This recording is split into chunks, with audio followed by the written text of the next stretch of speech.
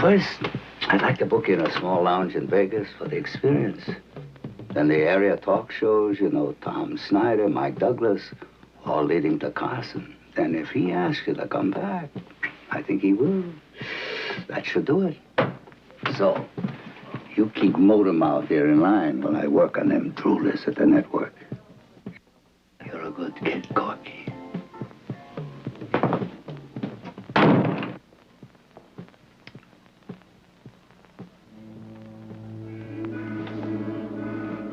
Hey, you know what I think? Now, what do you think? We're gonna be a star.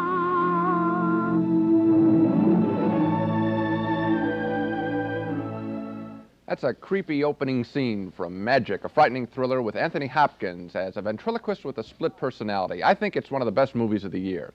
Magic is one of 5 new films we'll be reviewing on Sneak Previews, 2 film critics talking about and sometimes arguing about new movies in town. This is Roger Ebert, the Pulitzer Prize-winning film critic of the Chicago Sun-Times. And across the aisle from me is Gene Siskel, film critic of the Chicago Tribune and CBS TV News in Chicago. And I might add, Gene, that you and I seem to be in total disagreement about most of the movies on tonight's show. Doesn't bother me. Okay. In addition to Magic, which I didn't like nearly as much as you did, we'll be looking at scenes from Midnight Express, the story of a young American's ordeal in a Turkish prison. Sylvester Stallone is a hustling slum kid in Paradise Alley. The new animated film about rabbits, Watership Down, and now Gene starts with Comes a Horseman. Roger, there hasn't been a good classic Western movie in years until now, until Comes a Horseman, which is set in 1945 Montana cattle country. Jane Fonda plays a small-time rancher in real danger of getting overrun by her neighbor, cattle baron Jason Robards, who wants to own the whole valley for himself. Also in the valley, James Caan, who has an even smaller ranch than Fonda. She sold it to him. Caan is just back from World War II, and he and Fonda reluctantly realize they're going to have to help each other if they want to keep their land. I meant what I said about taking you to town. Thank you. I ain't going to town.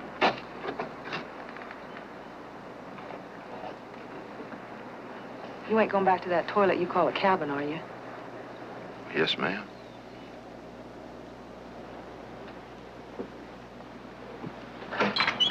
Excuse me.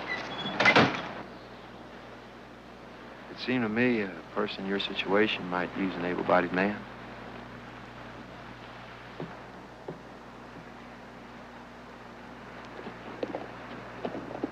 Thank you.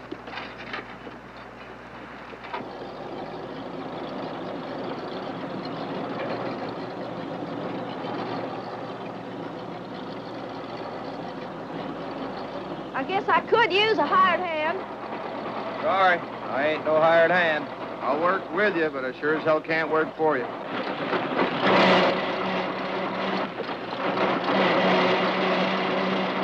You do owe me.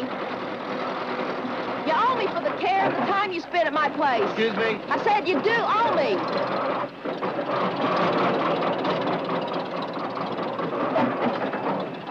All right. I'll work for you a season. You pay me any way you can at the end. Except some of it's got to be in stock. Of course, any of mine we find, you help me trap 'em.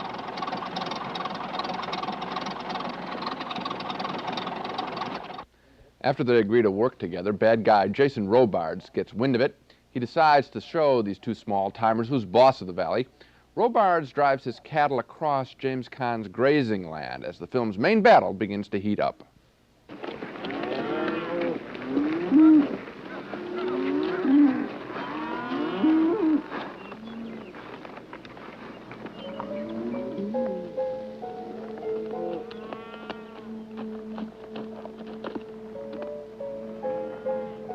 believe you're on my land. Take them around the long way, we lose maybe 2 to 4 pounds apiece.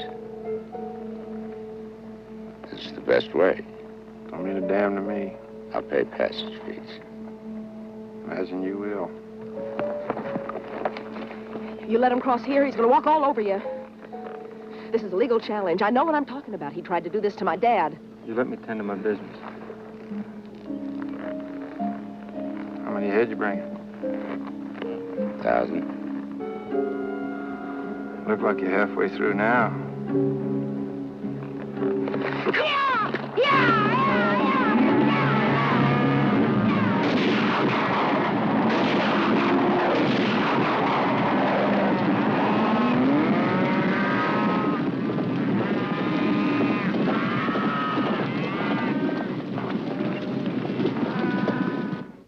Strong characters there, and what I like about Comes a Horseman is even though it's a classic David and Goliath story, little Fonda and Kahn against big Robards, there are plenty of smaller battles in the film as well.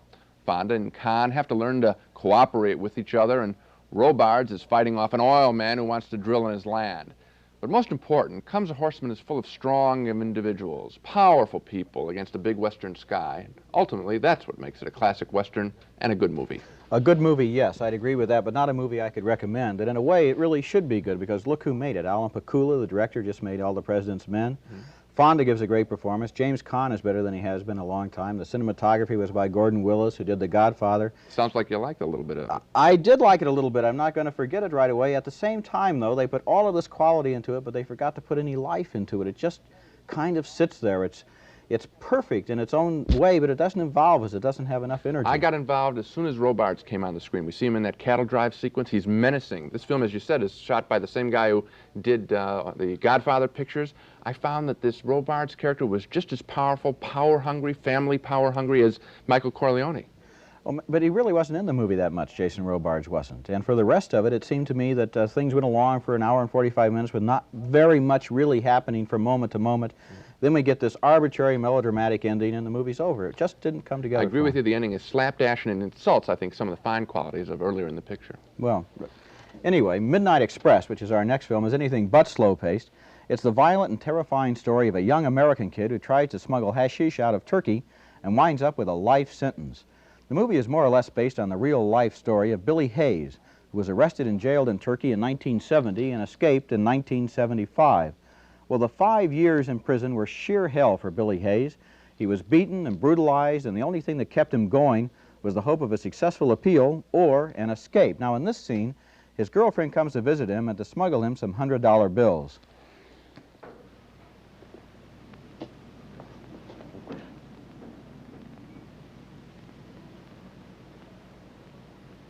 Oh, my God.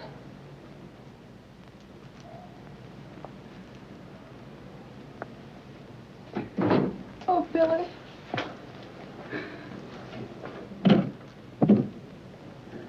Billy, what have they done to you? Billy? Your father gave me this for you. There's pictures of your mom and dad, and Rob and Peg. And in the back, Billy, there's a picture of your old friend, Mr. Franklin. Remember him? From the bank. Billy, he's over in Greece now. He bought a ticket. I'll give it to them for you. Oh, Billy. Don't count on them. Don't you count on anyone but yourself, you hear? He's here. No. Billy, you're running out of time. If you stay here, you'll die. Christ, you've got to get yourself together. You've got to get out of here. Oh.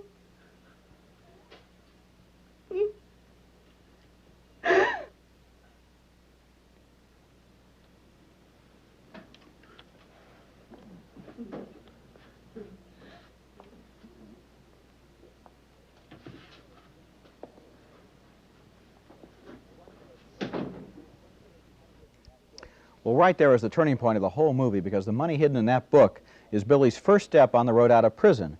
And the escape in the film didn't happen that way in real life. In fact, Midnight Express doesn't totally follow the facts, and the movie is much too eager to make the Turks into totally sadistic neo-Nazi bad guys.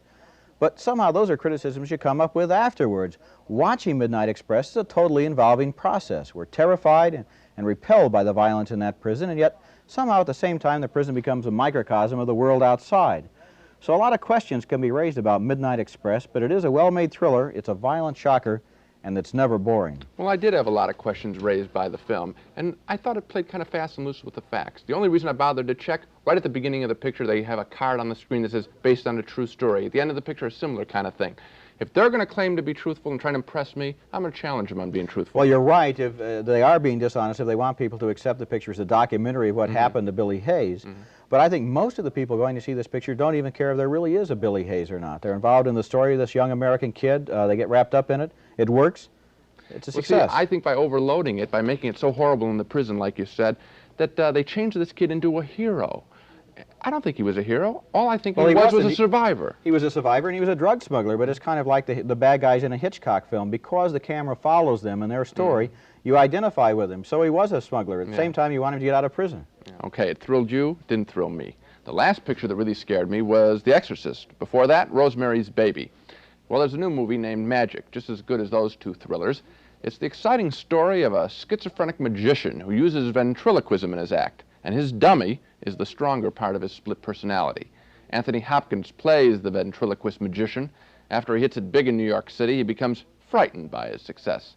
He runs away to a resort in the woods owned by a woman he had a crush on in high school.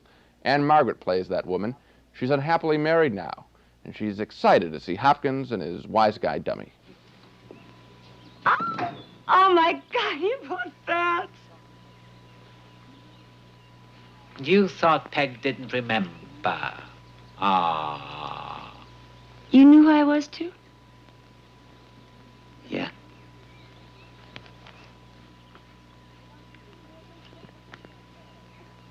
Well, why didn't you two at least grunt at each other?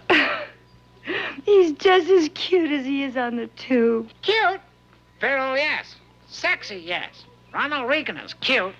Oh, please, could I hold him just so I'll be careful? Oh, he's heavy. Husky, a bimbo. His lips didn't move. That's because you're not stroking my lever, sweetheart. Oh. Right in there.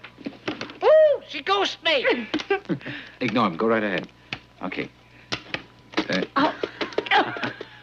Right there. See.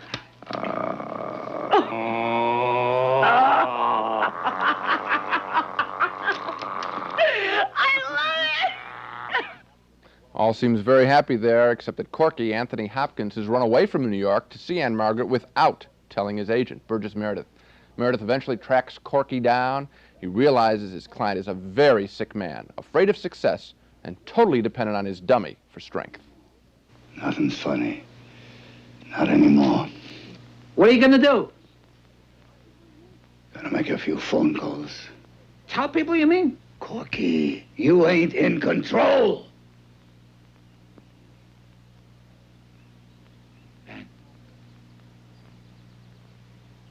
You owe me a listen, don't you think?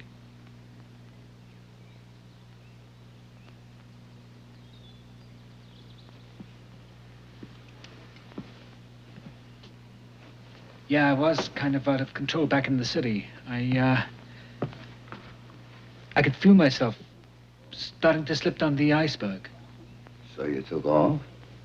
And now you're fine? Sure, on account of Peg. The local town pump, terrific knockers. Look, Fats, please. Come on, will you? Sorry. I've known her ever since high school. I never figured I'd have a chance with her, but now everything's changed.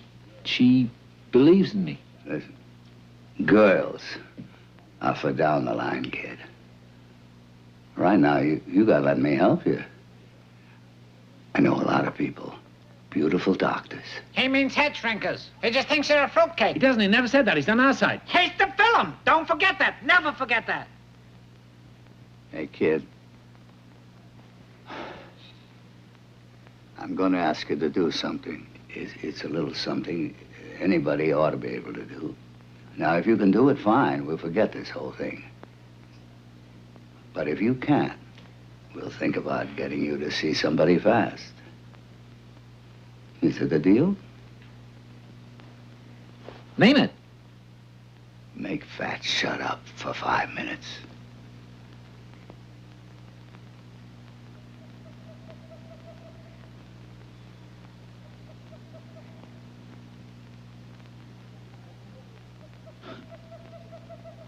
$5 I can make him shut up for 5 years. Just great. That 5-minute test turns out to be the longest 5 minutes in this guy's life as the film really moves into high gear. Obviously, Corky and Fats can't let the word get out that Corky's a nutcase, so magic becomes a murderous, R-rated thriller as Corky tries to save himself, even half of himself. Anthony Hopkins is brilliant in his role of Corky. How tough it must have been to act with a 16-pound dummy on his arm. So, good thrills, the rough world of show business, a touching love story. That's all in Magic. For my money, one of the year's best movies. Well, not for my money, Gene. I kind of like the premise during the first hour as they set it up. This guy is schizophrenic, his dummy is the other half of his personality. But then the second hour just works that out. There aren't any surprises. I think there should have been some kind of a twist, maybe something supernatural.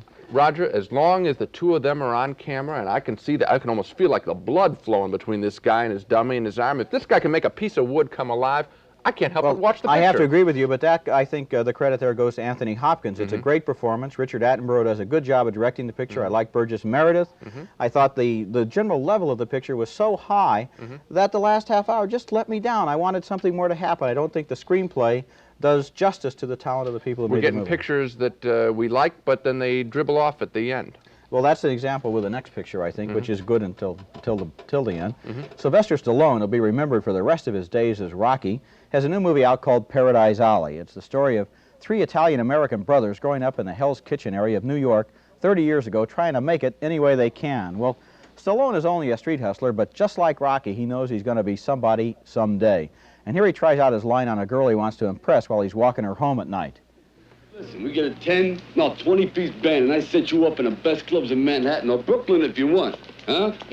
Forget Brooklyn. I ain't having you dancing no shipyards. Oh, stop, Cosmo. I'm too tired to laugh. You're too tired to laugh? Well, why don't you lay down here and I'll wake you up in the morning and we'll finish talking this deal. When are you going to cut your hair? My hair? Hey, listen, long hair proves your brain's working. And yours never stops. Come on, it's my fortune. So listen, we get a band, work up an act, I dress you in feathers and red beads. I'll handle the paperwork and we smash every record in the country. Annie O. Sherlock and the Red Hot Dancing Yam Legs, I'm telling you, together we can't miss. Sounds good. Yeah. You know, it's nice with all the riff-raff pigs off the street, isn't it? All the slobs going to bed. It's nice. Well, think about working up an act, okay? I'll think. Oh. You'll think. Listen, you ought to see a doctor because your eyes need glasses. Why? Why? Why? Yeah. Because you keep missing my mouth all the time. Good night, Cosmo. Yeah. That's Ann Archer. She's really great. Stallone keeps trying to play all the angles, trying to make some money. Now, here's a scene where he bets $100 on an arm wrestling contest between his kid brother and a tough neighborhood hoodlum. Guess what? Frankie here wants to have a friendly arm wrestling match. Nonsense. You can still back out. Who rattled your cage? I'm looking out for Victor. Come on, let's go. We're getting there, Stitch. Listen, I just bet $100 against that monkey. I ain't got a dime. Now, if you don't win, these creeps are gonna try to drag me in the alley and tie knots in my spine. Not that I can't handle it. But who needs the midnight exercise? Let's go. We're getting there. Ready? Punk. Hey, you know the word punk is a noun.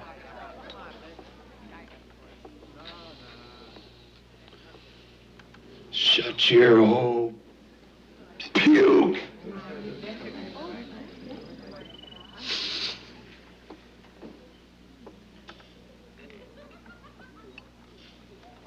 Yeah, well, you know something? You are puke. Hey, Stitch, what do you say we get this happy contest rolling here?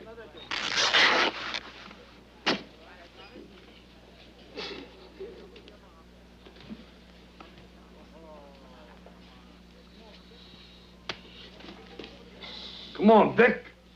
Come on, Victor. Hey, You let my brother breathe, you're sucking up all the good air. Hey, Cosmo, you better have that dough or you're going to be spending a lot of time doing a lot of healing. I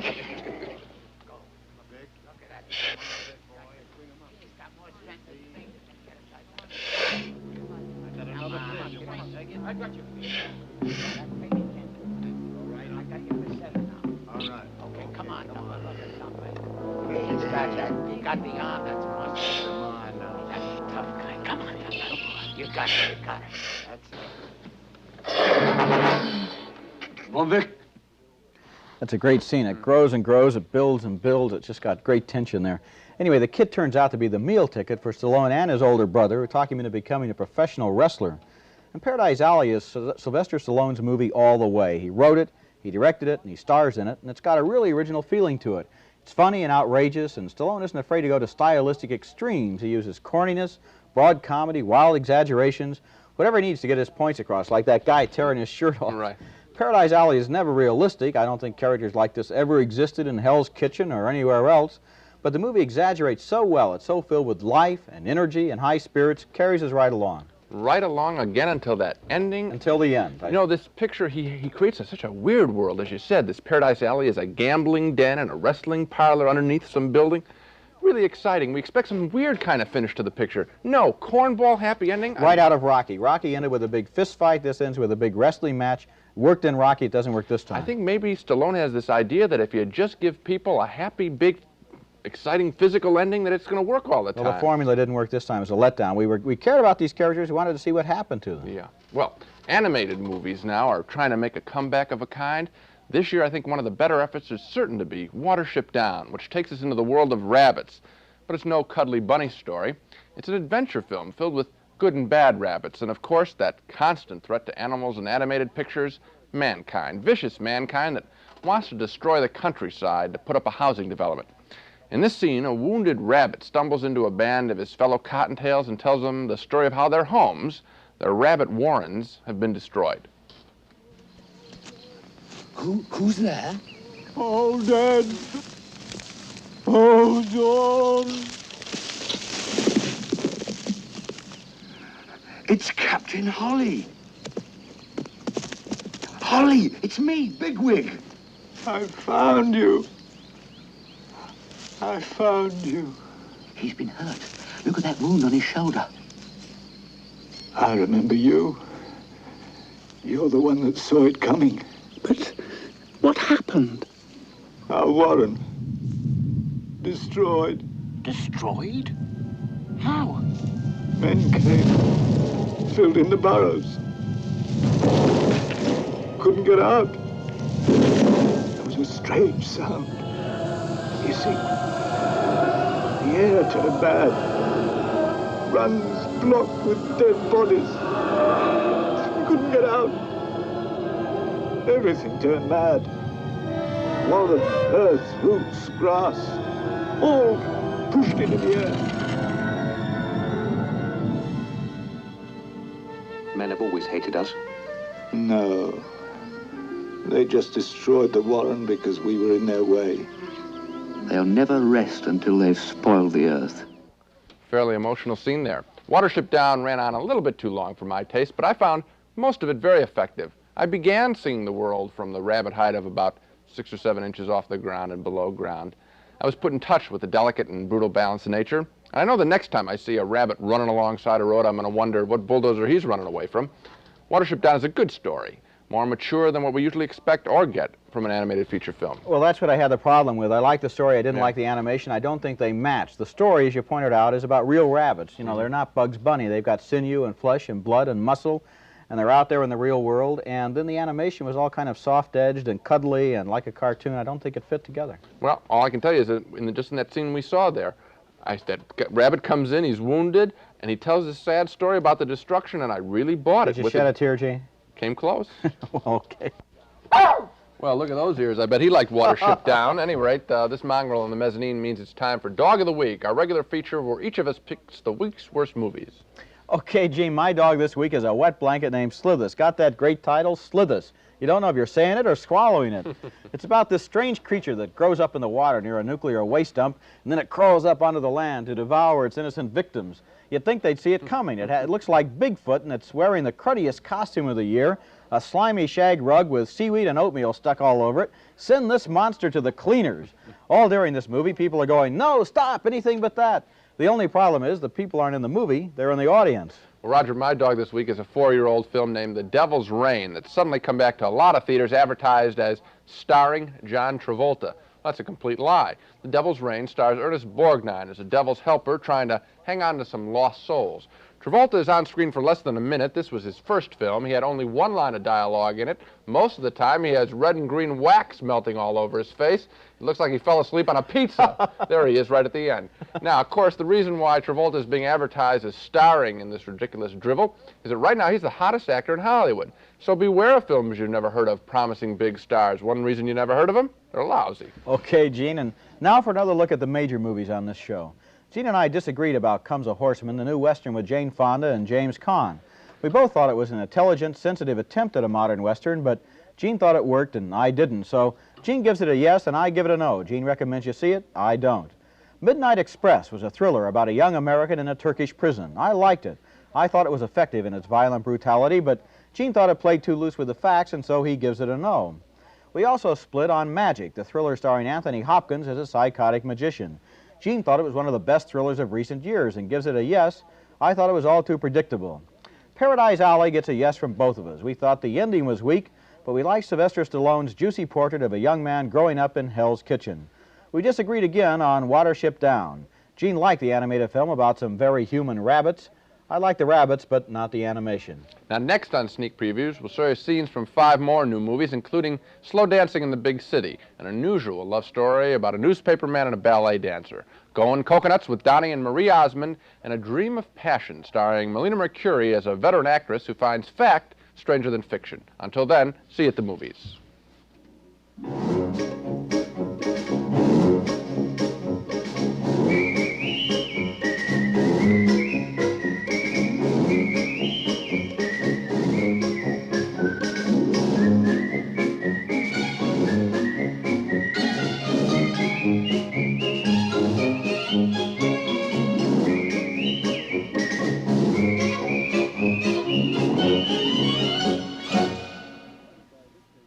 Funding for this program is provided by this station and by other public television stations.